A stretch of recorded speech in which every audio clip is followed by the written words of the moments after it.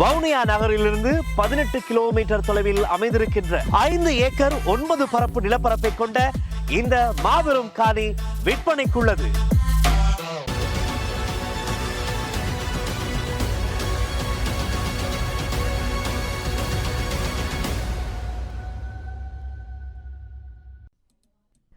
Philippines முன்னாள் ஜனாதிபதி மணிலா விமான நிலையத்தில் வைத்து கைது செய்யப்பட்டுள்ளதாக சர்வதேச ஊடகங்கள் செய்தி வெளியிட்டுள்ளன.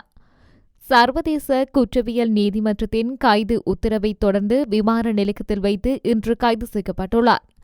அவரது கைது பிலிப்பைன்ஸ் மக்களிடையே பெரும் அதிர்ச்சியையும் பாதிக்கப்பட்டவர்களின் குடும்பங்களிடையே நீதி கிடைத்ததாக உணர்வையும் ஏற்படுத்தியுள்ளது. மனித குலத்திற்கு எதிரான குற்றங்கள் என்ற குற்றச்சாட்டின் கீழ் கைது செய்யப்பட்டுள்ளார். 2016 ஆண்டு தொடக்கம் 2022 ஆண்டு வரையான ஆட்சிக்காலத்தில் நடைமுறைப்படுத்தப்பட்ட சர்ச்சைக்குரிய போதைப்பொருளுக்கு எதிரான போர் தொடர்பான விசாரணைக்கு அமைய இவர் கைது செய்யப்பட்டுள்ளார். போதைப்பொருள் எதிர்ப்பு விவகாரத்தில் அதிகாரப்பூர்வ புள்ளி விவரங்களின்படி 6200க்கும் மேற்பட்டோர் கொல்லப்பட்டனர். ஆனால் மனித உரிமை அமைப்புகள் இந்த எண்ணிக்கை 30,000 வரை இருக்கலாம் என கூறுகின்றன. இதில் பலர் சட்டவிரோதமாக கொல்லப்பட்டதாகவும் குற்றம் சாட்டப்பட்டுள்ளது. சர்வதேச குற்றவியல் நீதிமன்றத்தின் விசாரணை 2011 முதல் பிலிப்பைன்ஸ் 2019 சர்வதேச குற்றவியல் நீதிமன்றத்தில் இருந்து விலக்கும் வரை நடந்த குற்றங்களை உள்ளடக்கியது. கனடாவில் பராமரிப்பு பணியாற்ற விரும்பும் வெளிநாட்டு நபர்களுக்கு கனேடிய வேலை அனுபவம் இல்லாத போதும் நிரந்தர வதிவிட உரிமை வழங்கப்படும் என்று அரசு அறிவித்துள்ளது. கனடாவின் வீட்டு பராமரிப்பு பணியாளர் குடிவரவு முன்னோடி திட்டங்களானது மார்ச் 31, 2025 முதல் நடைமுறைக்கு வருகின்றது. இதற்கு முந்தைய வீட்டு குழந்தை பராமரிப்பு முன்னோடி மற்றும் வீட்டு உதவி பணியாளர் பைலட் திட்டங்கள் ஜூன் 17, 2024 அன்று முடிவடைந்தன. இதன்படி புதிய திட்டத்தின் கீழ் 15,000க்கும் மேற்பட்ட பராமரிப்பாளர்களுக்கு நிரந்தர வதிவிட உரிமை வழங்கப்படும் என தெரிவிக்கப்பட்டுள்ளது. விண்ணப்பதாரர்கள் கனேடிய வேலை அனுபவம் தேவைப்படாமல் நிரந்தர வதிவிட உரிமை எனவும் கனடாவின் கியூபெக் மாகாணத்தை தவிர்த்து எங்கு வேண்டுமானாலும் வேலை செய்யலாம் எனவும் தெரிவிக்கப்பட்டுள்ளது. லண்டனில் தமிழ் மக்களுக்கு ஆதரவு தெரிவித்து போராட்டம் ஒன்று முன்னெடுக்கப்பட்டுள்ளது. குறித்த போராட்டம் கடந்த 10ஆம் தேதி லண்டனில் உள்ள இலங்கை உயர்ஸ்தானிகர் ஆலயம் முன்பாக இடம்பெற்றது. இலங்கையில் தமிழர்கள் எதிர்கொண்டு வரும் அடக்குமுறையை எடுத்துக்காட்டவும் மற்றும் தமிழ் மக்களுக்கான நீதியை கோரிக்கும் இந்த போராட்டம் நடைபெற்றுள்ளது.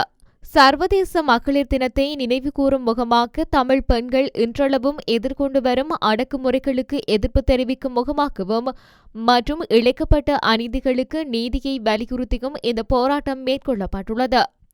ஐக்கிய நாடுகள் மனித உரிமை பேரவை முன்றலில் புலம்பெயர் தமிழ் மக்களால் ஆர்ப்பாட்டம் ஒன்று கடந்த 3ஆம் தேதி முன்னெடுக்கப்பட்டிருந்தது.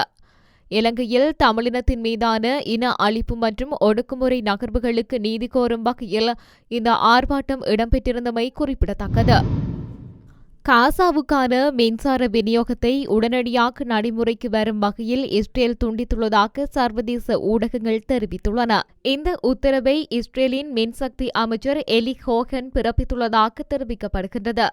மின்சாரம் மற்றும் ஏனைய அத்தியாவசிய பொருட்களின் வருகையை இஸ்ரேல் துண்டித்தமை தொடர்பில் கருத்து வெளியிட்டுள்ள கமாஸ் அமைப்பு இது கேவலமான மற்றும் ஏற்றுக்கொள்ள முடியாத அச்சுறுத்தல் என குற்றம் சாட்டியுள்ளது. புனித ரமலான் மாதத்தில் தொடர்ந்து வரும் உதவி பற்றாக்குறைக்கு மத்தியில் இந்த மின் துண்டிப்பானது உவர்நீர் சுத்திகரிப்பு நிலையங்களின் செயற்பாடுகளுக்கு பாதிப்பை ஏற்படுத்தியுள்ளதாக தெரிவிக்கப்பட்டுள்ளது. இதேவேளை மின்சாரம் துண்டிக்கப்பட்டதால் காசா மக்கள் மின் உற்பத்தி இயந்திரங்கள் சூரிய சக்தி தகடுகள் மூலம் ஓரளவு சமாளிக்கின்றனர் என்பதும் குறிப்பிடத்தக்கது. ஹட்டாரின் டோஹாவில் போர் நிறுத்தம் மற்றும் கைதி பரிமாற்ற பேச்சுவார்த்தைகள் தொடரவுள்ள நிலையில் காசாவில் எஞ்சியுள்ள பணிக கைதிகளை விடுவிக்கும்படி கமாஸை நெருக்குவதாக இஸ்ரேலின் மின்சக்தி அமைச்சர் எலி ஹோகன் காசாவிற்கு மின்சாரம் வழங்குவதை உடனடியாக நிறுத்த உத்தரவிட்டுள்ளார். உலகில் மிக குறைந்த பயங்கரவாத அச்சுறுத்தல்கள் உள்ள நாடுகளில் ஒன்றாக இலங்கை பெயரிடப்பட்டுள்ளதாக தகவல் வெளியாகியுள்ளது. 2024 ஆண்டில் உலகளாவிய பயங்கரவாதத்தின் தாக்கம் தொடர்பில் மேற்கொள்ளப்பட்ட ஆய்வுகளின் அடிப்படையில் 2025ஆம் ஆண்டுக்கான உலகளாவிய பயங்கரவாத குறியீட்டால் இந்த பெயர் அறிவிக்கப்பட்டுள்ளதாக தெரிவிக்கப்படுகின்றது.